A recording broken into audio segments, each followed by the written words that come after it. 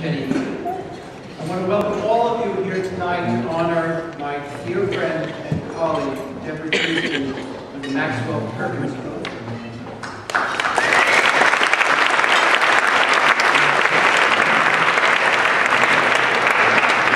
Deborah comes from a family of distinguished scholars and Nobel Prize winners in life. And I suppose at one time in her life, they looked at her life on Grub Street with no PhD at all to her name.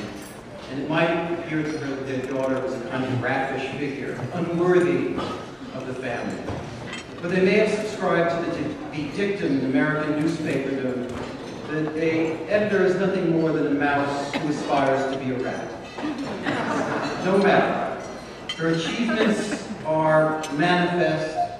She is kind, she is wise, she is the very embodiment of the highest form of elegance and literary judgment and support. There's no better way to close out a year perhaps of Alice Munro, or Beaton McEwen, or Juno Diaz, or Jenny Egan. Pick your poison, any of the writers that she's edited and who had an extraordinary year. Then to honor their editor and their great protector, Deborah Treisman. And in fact, I'd like to introduce Jenny Egan, who will welcome you all. Jennifer Egan.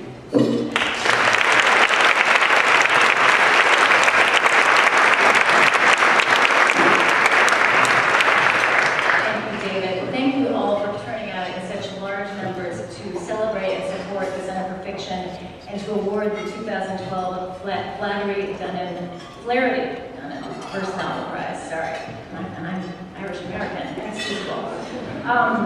And I would like to also just add my absolute admiration of Deborah and amazement that I've had the privilege to work with her, and my hope that I will continue to. I know that we all feel that way. I also wanted to just say a couple of words about the Center for Fiction. I came to New York in 1987, and in all these years, there really has not been any place like this devoted purely to fiction and supporting fiction from so many different angles, be it emerging leaders with its work with New York City school kids, emerging writers with fellowships, the conversation about fiction through the very active and vital speaking program, an excellent website that creates a virtual space devoted to fiction, and maybe above all, the exquisite physical place, which I feel we have fewer and fewer of in this world, where writing of fiction really is the focus of conversation and reading. It just seems critical, especially at this moment when the future of publishing is so much in doubt, and I'm just thrilled that all of us are here to support it. So thank you, and now our Master of Ceremonies for the evening, George Saunders.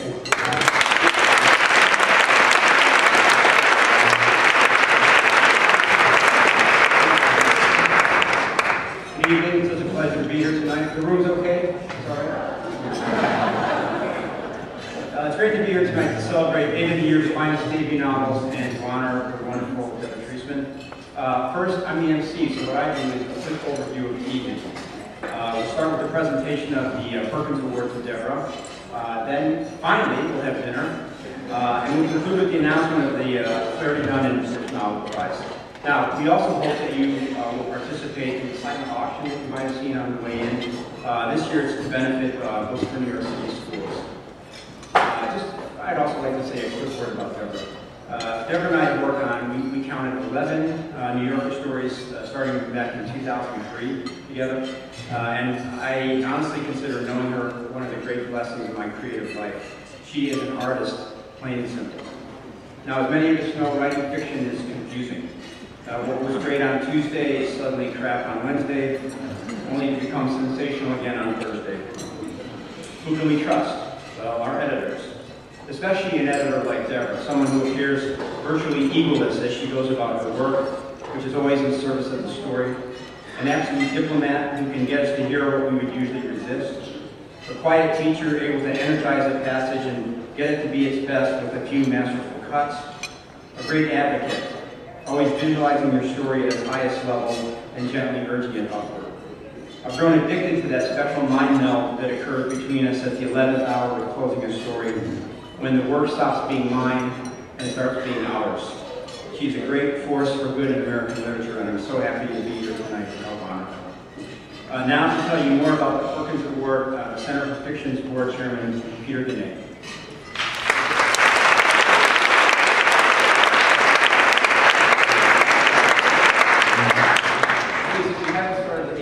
Go ahead. I would like to add my welcome to that of Jennifer. I'm Peter Dunnan, Chairman of the Board of the Center for Fiction. I'm also a book publisher, so it's very satisfying to be part of an organization that does so much to promote reading and writing. We thank you all for coming tonight, and thank you for your support of the Center throughout the year. Special thanks go to our event leaders, Sharon Madison and Dave Williams.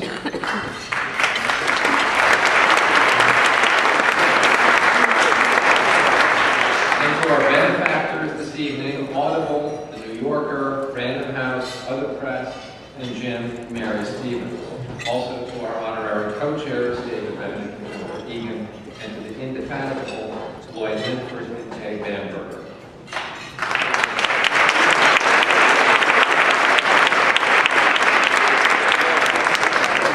We all thank Nancy Dunnan for her ongoing support of the Flaherty-Dunnan First Novel Prize in honor of her father, newspaperman and author Ray Flaherty.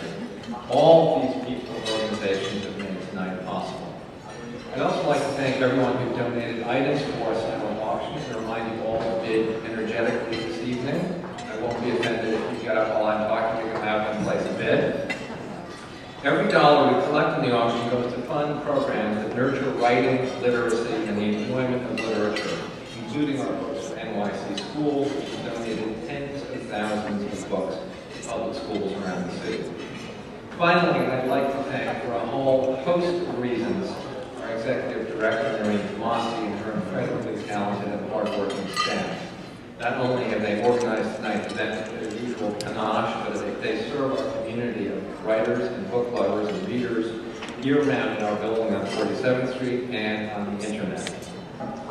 Now it's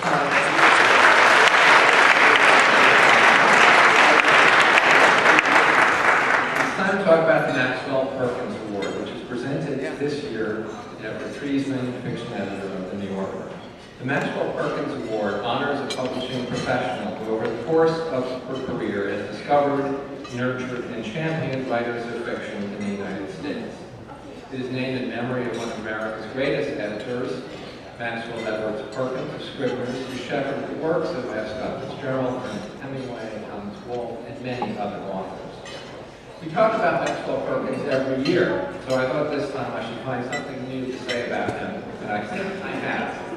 I suspect you didn't know that Max Perkins wrote dirty words on his office desk calendar. According to a story long passed down in Scribners, at one point Perkins found himself perplexed because the manuscript of Hemingway's new novel, A Farewell to Arms, included some four-letter words that Max feared would offend readers. They would probably offend University Club too, so I'll just tell you they would probably have to be rendered as F blank blank blank, S blank blank blank, and P blank blank blank. As he prepared for an awkward conversation with the author, Perkins jotted the problematic terms on his desk agenda. F blank, S blank. But the real awkward moment came not with Hemingway, but with old Mr. Scribner, who came into Max's office and saw the four-letter words on the calendar, right under the heading, Things to Do Today. He looked at them in silence for a moment and observed that young Perkins was in a bad way and he had to write down reminders for those activities.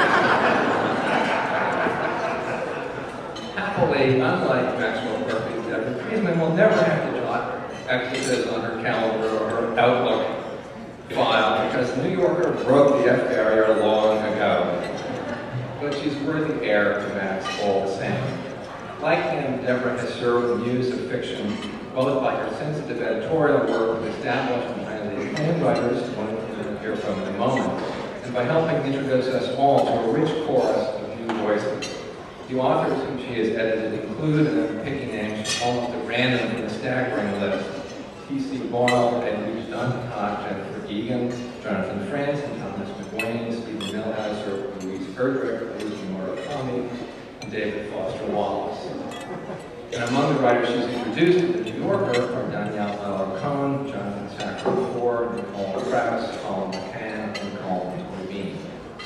To me, the impressive thing about the New Yorker's fiction pages are that every week the magazine arrives, you're like Forrest Gump. You don't know what you're going to get, but you do know it will be worth your attention. It might be a beautifully crafted, deceptively draining story from Ian McEwan, or a tough, spiky one from Mary Gaitskell.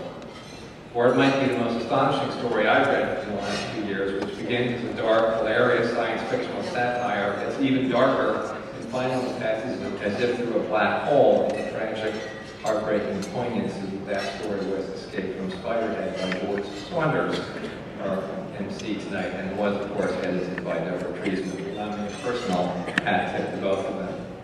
We always ask an author to present the Perkins Award because no one knows better than a writer what makes an editor special. And we're highly honored this evening to be joined by one of Deborah's most eloquent and most distinguished authors, Ian McEwan. Ian McEwan is the author of 12 novels and 3 short story collections, including Atonement, Cement Garden, and Enduring Love. He received the Booker Prize for his novel Amsterdam and has earned numerous other awards, including the National Book Critics Circle Award, the Los Angeles Times Book Prize, the Shakespeare Prize, and the Jerusalem Prize. He's a fellow of the Royal Society of Literature and the American Academy of Arts and Sciences. I can think of no one better to speak on an evening devoted to fiction, because Ian McEwan's work is so adept at exploring the porous boundary between imagination and reality. The way we create worlds and indeed create ourselves by writing and also by reading. Ian's new book, Sweet Tooth, which can only be called delicious, is ostensibly about espionage, but it's well described by the Financial Times as a sublime novel about novels, about writing them and reading them and the spying that goes on in doing both.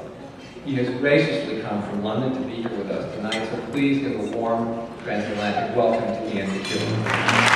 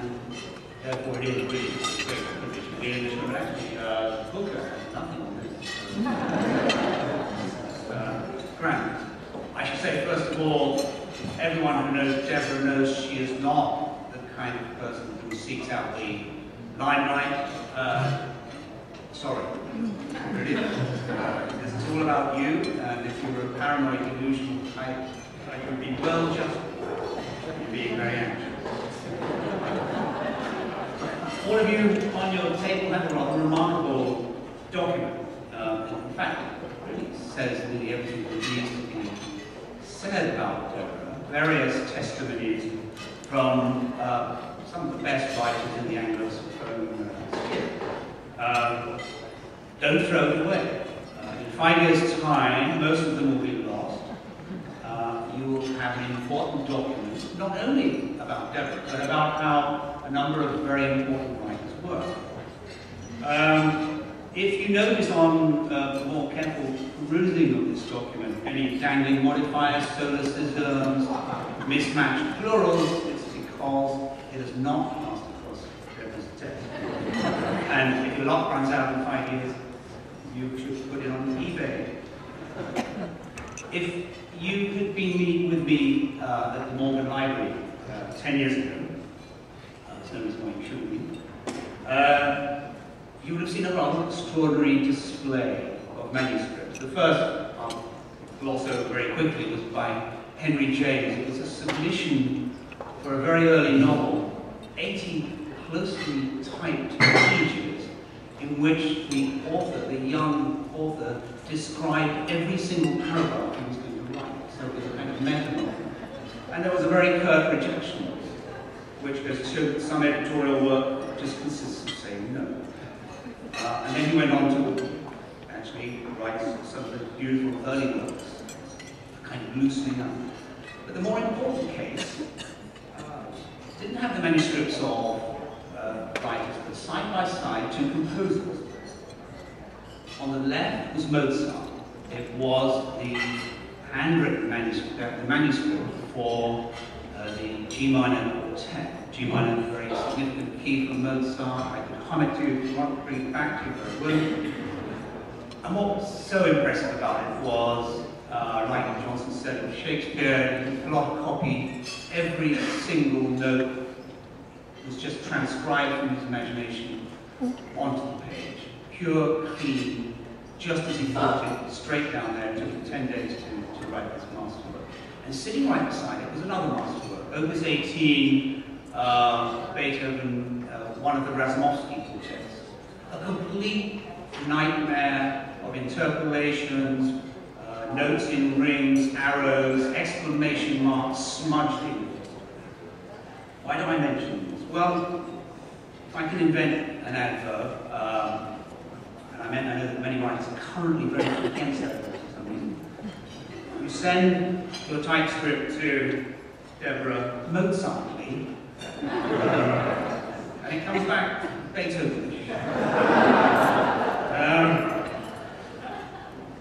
Yesterday I gathered up courage to ask Deborah where I stood in the spectrum of how much work she needs to do. And she said, "Oh, you need a light touch," and then she said, "Ish." Well, I took the precaution of bringing a page along. It's not the most intensely annotated, but it's useful in, and I thought it was best to be specific. We were talking about it, let's be specific on this. It concerns an extract from Sweet Tooth, which the New Yorker, to my delight, ran. And my heroine is walking through Cambridge in 1972 with her lover, and she's about to meet the man who will guide her into the intelligence services. And they're walking through what I describe as the twilight chill of a damp spring. And this figure from the security services is going to invite them back for tea. All seems very fine.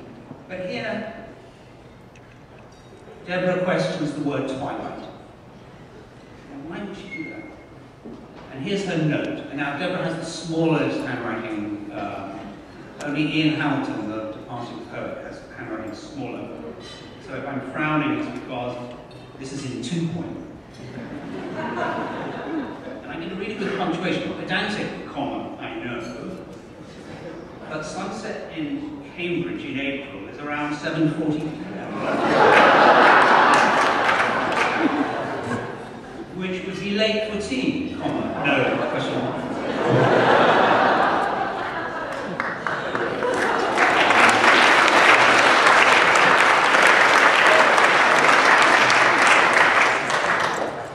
This more or less says it all. The first point making is incontestable. Unless you're one of those writers who said, well, the sun sets in my novels in Cambridge. And I know there are some postmodernists who do take that line. But I'm a humble slave in the bean rows of realism. So, of course, I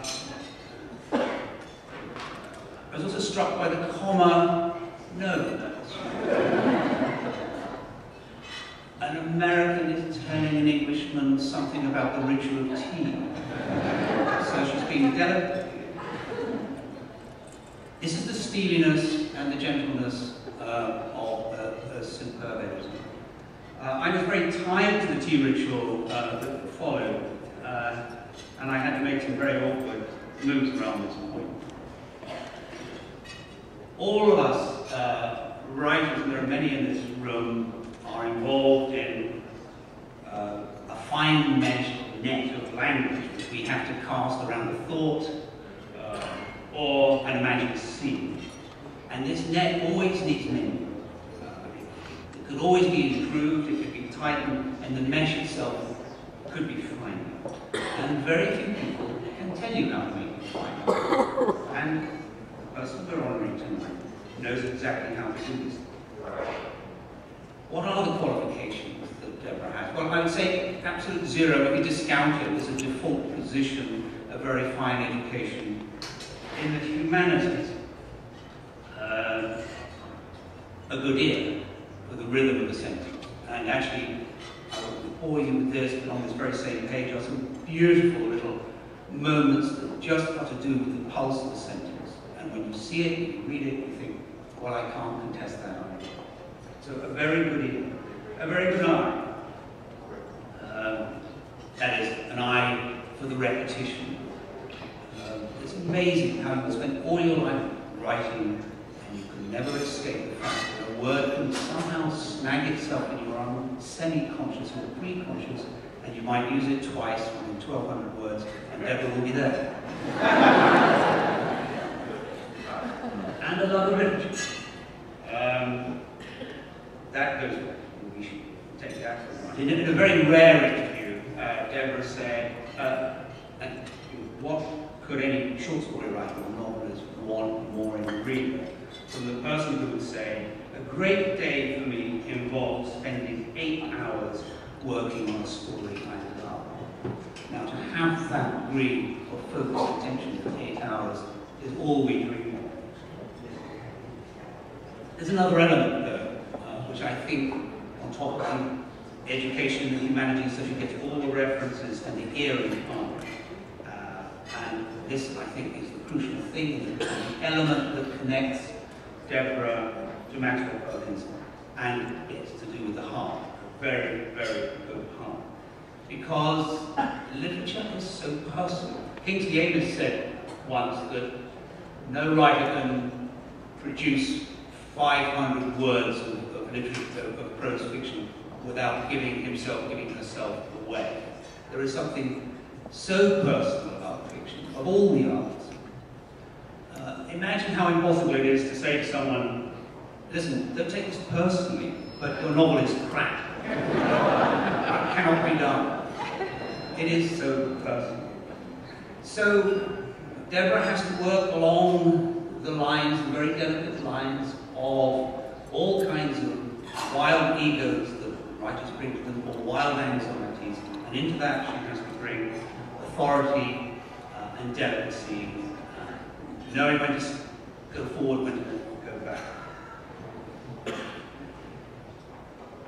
It's impossible, really, to honour Deborah without mentioning the New Yorker. It still remains the one place where every writer in the Anglophone world wants to be published, more than any other, and there are many other brilliant places to be published. Deborah has continued a tradition that is very high, but I think she has enhanced it. She has brought to it new voices and a new spirit, and I think it's for that, too, that we have to honour her.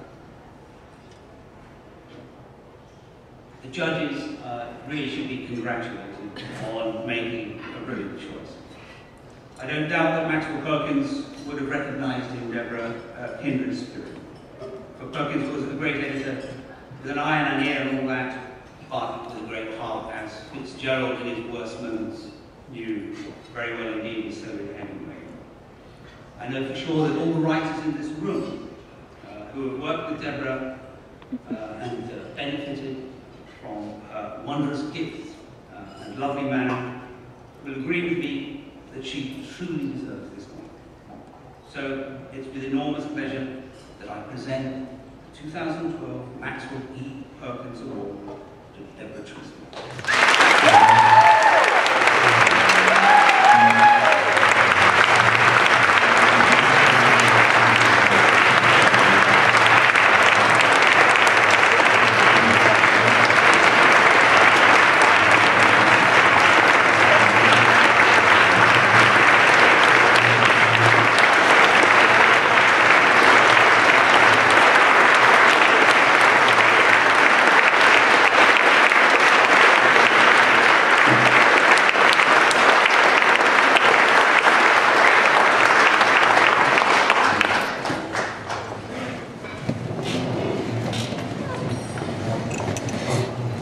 Anyone who knows me knows that this is enormously embarrassing.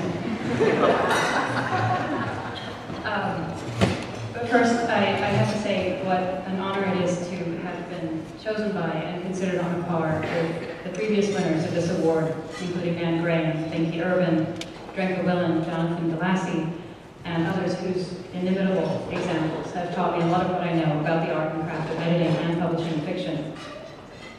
Second, what an unimaginable honor it is to be introduced here by Ian. And to remember back to one summer when I was in high school and looking around for something to read, and I found on a shelf a copy of Ian's first story collection, First Love, Last Rites, which he wrote when he was barely out of high school. And reading it and thinking, oh, this is what you can do with short stories. Really? You can do this? And that sense of wonderment and bewilderment came back to me also. Also that just pleasure taken in the brazen audacity of having an authorial voice. It came back to me when I first read George Saunders' stories, shortly before starting at the New Yorker about 15 years ago. And it's stayed with me for both of you ever since.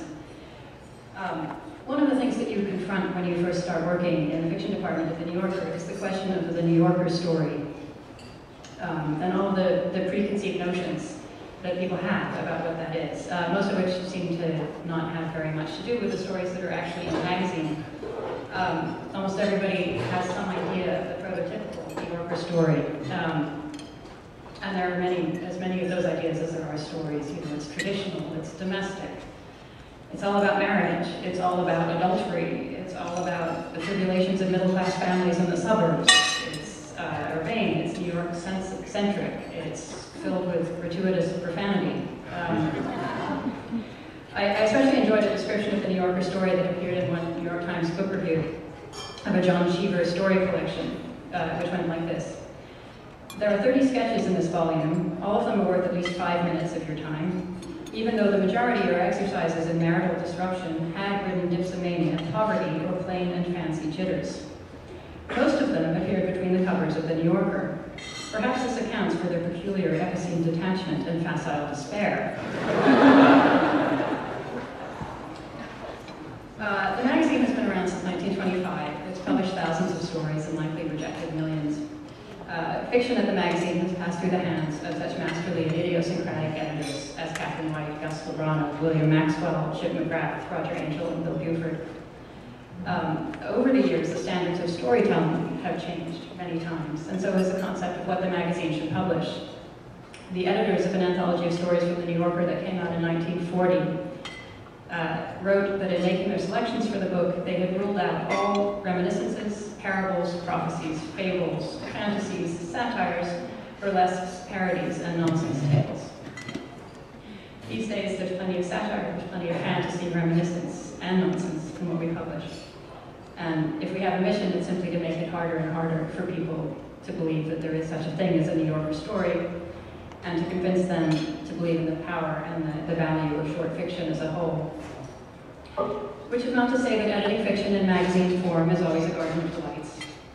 On one level, it's fundamentally thankless. There's no way to please everyone. Sometimes there's no way to please anyone.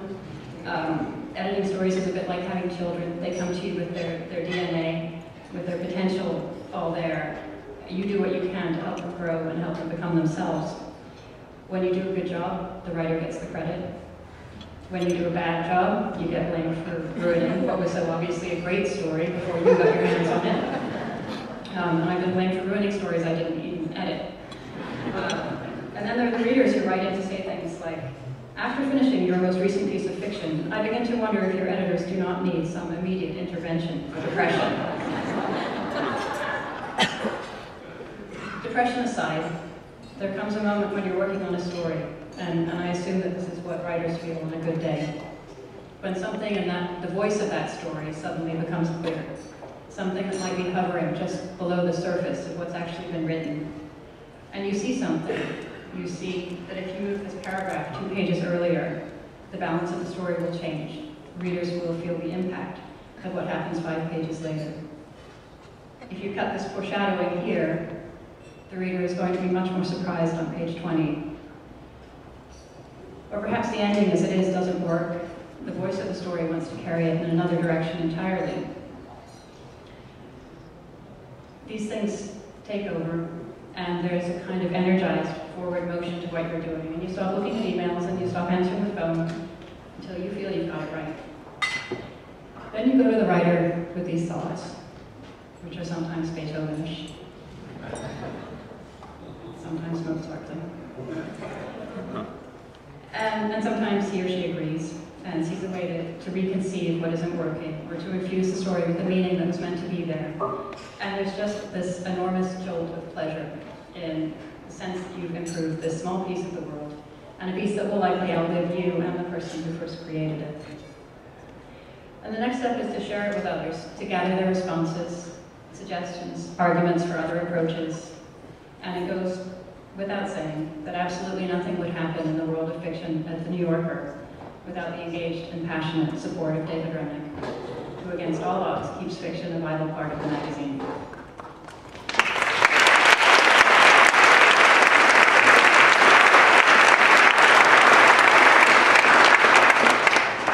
And nothing would happen without dedicated and brilliant work of my colleagues in the fiction department, Roger Angel, Cressida Leishan, Willing Davidson, and Lee Ellis.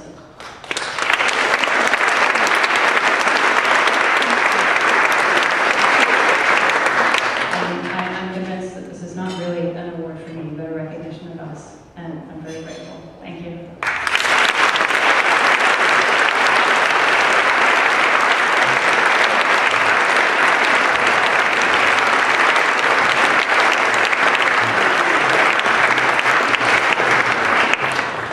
Congratulations, Deborah. We are so lucky to have you. Now just a little word about the silent auction. This year, proceeds will go to support the Center's efforts to restock the libraries and classroom shelves of 6 schools in Brooklyn, Queens, and Staten Island that were particularly hard hit by Hurricane Sandy. So now when I was in 3rd grade, there was a nun named Sister Lynette who gave me a book that changed my life. It was Johnny Tremaine by Esther Forbes. I can describe a 3rd grader as a hooligan. I was kind of getting into that camp. Now, there were 3 contributing factors in this life change that she did. 1, she was a great teacher and she noticed me, so that was appreciated.